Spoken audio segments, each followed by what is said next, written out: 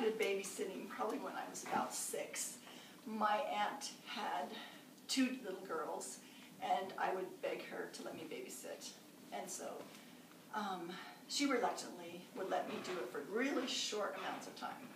And then gradually it lengthened. So by the time I was 10, I had maybe 5, 6, 7 families that would call me and ask me to babysit. And that was my main source of income through grade school, middle school, and high school. Well, there was this one particular family that when they called and asked me to babysit, I would just hope I had something else on the calendar to turn them down. Because the dad collected clowns. And it kind of gave me the creeps to go and babysit the little boy and the cute little girl and have all these clowns in the house. Well, one time they called and I really needed the money. So I said yes.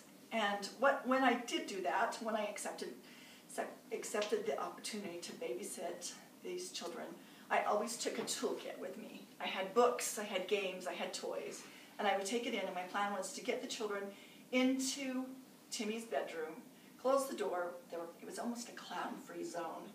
And then we would play games and read stories, and I'd give him a snack, and then put him to bed. And then I would either read by the nightlight light or bring a flashlight and just quietly stay in there until the parents came home. Well, this day when I accepted and needed the money, I came in with my toolkit and was told that Timmy had been such a good boy all week that he had earned the right to play Nintendo for an hour.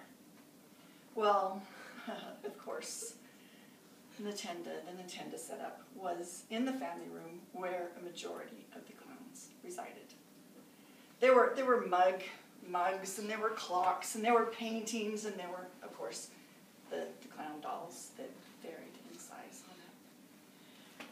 Well, this particular night, not only was I going to have to spend time in the family room keeping Susie happy, the little toddler, but to be there to kind of help him, although I didn't have a Nintendo at home, so I wasn't really very helpful as far as if he had problems. But he was an expert. He knew how to turn it on, get into the game, and play it. There was a rocking chair near the game, and a new clown was there.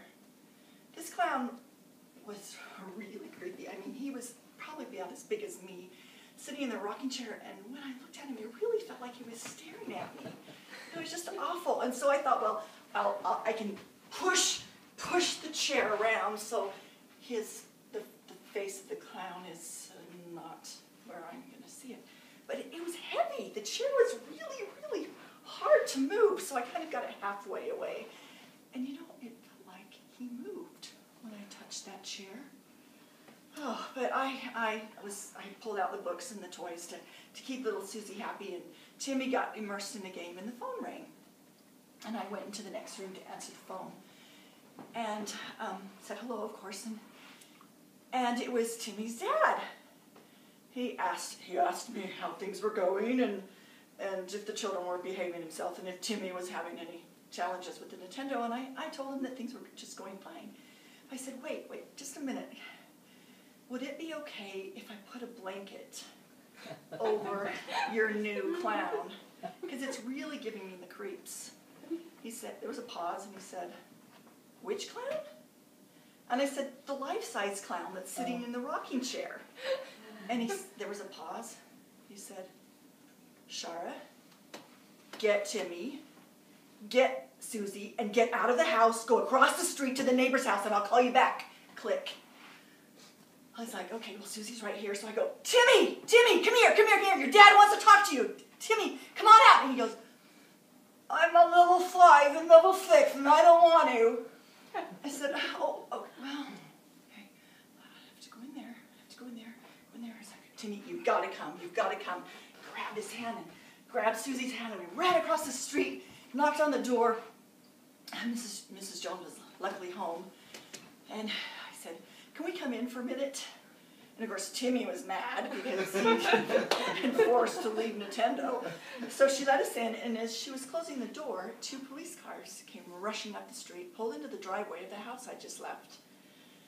And we turned around and kind of watched. The policeman went inside, and in just a few minutes, or just even, maybe not even that long, the 2 policemen came back out, leaving the creepy clown with handcuffs.